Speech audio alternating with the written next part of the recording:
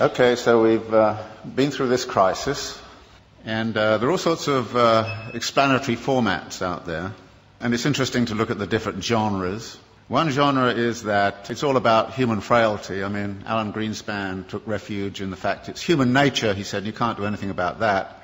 But there's a whole world of explanations that kind of say it's the predatory instincts, it's the instincts for mastery, it's the delusions of investors and the greed and all the rest of it. So there's a whole range of discussion of that. And, of course, the more we learn about the daily practices on Wall Street, we kind of figure there's a great deal of truth in all of that. The second genre is that there's institutional failures. The regulators were asleep at the switch. The shadow banking system innovated outside of their purview, etc., etc., etc., and therefore the institutions have to be reconfigured, and it has to be a global effort by the G20, something of that kind. So we look at the institutional level and say that has failed and that has to be reconfigured.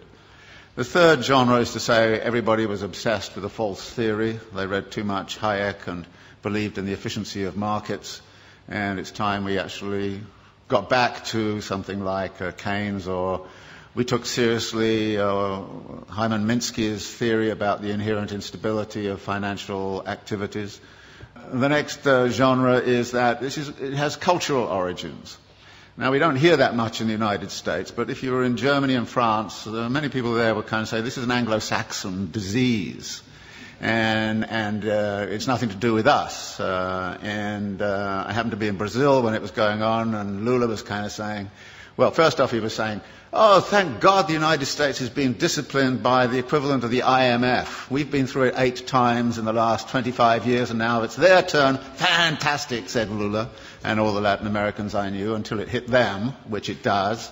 And then they kind of changed their tune a little bit. So there's a kind of a way of which it became cultural. And you can see that by the way in which this whole Greek thing is being handled. The way the German press is saying, well, it's the Greek character, it's defects in the Greek character. And there's a lot of rather nasty stuff going on around that. But actually there are some cultural features which have led into it. For instance, the US fascination with home ownership, which is supposedly a deep cultural value. So 67, 68% of US households are homeowners.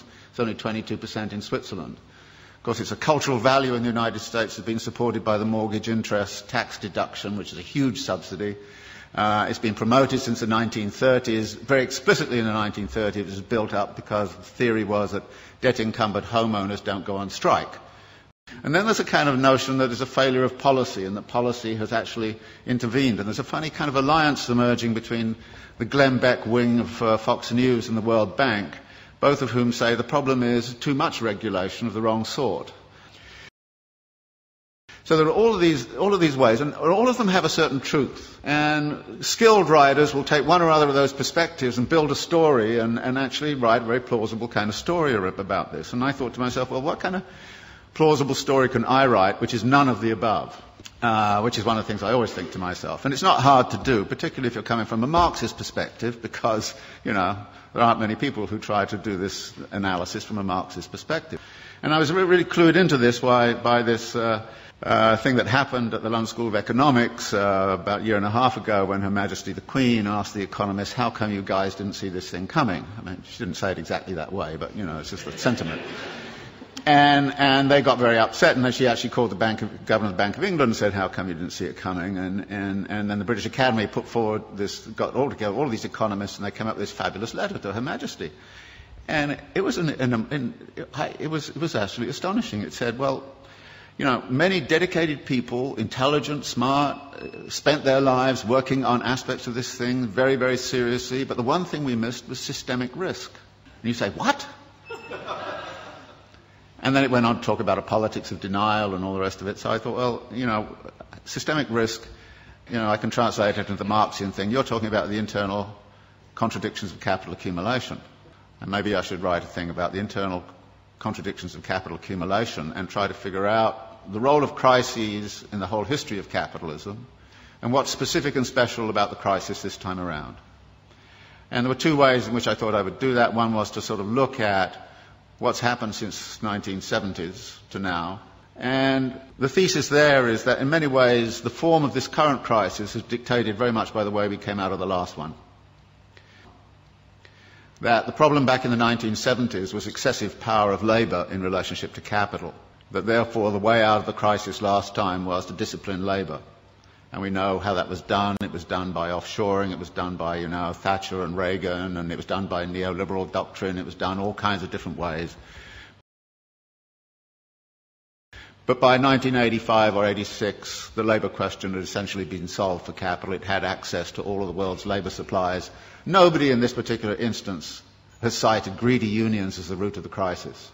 Nobody in this instance is saying it has anything to do with excessive power of labour. If anything, it's the excessive power of capital, and in particular the excessive power of finance capital, which is the root of the problem.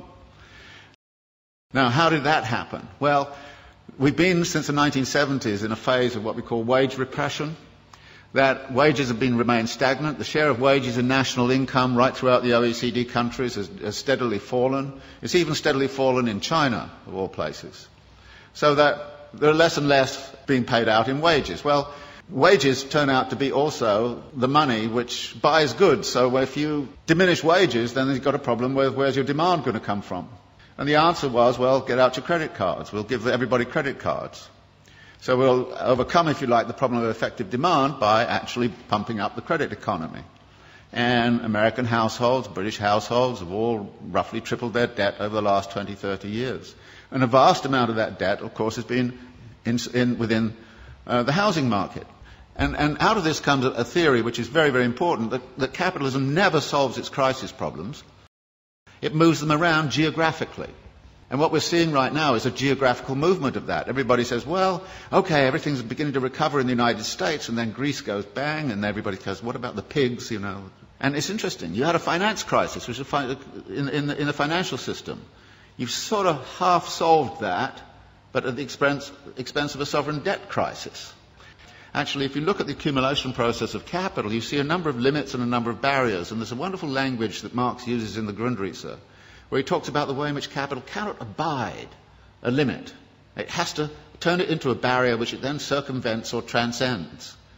And then when you look at the accumulation process, you look at where the barriers and limits might lie.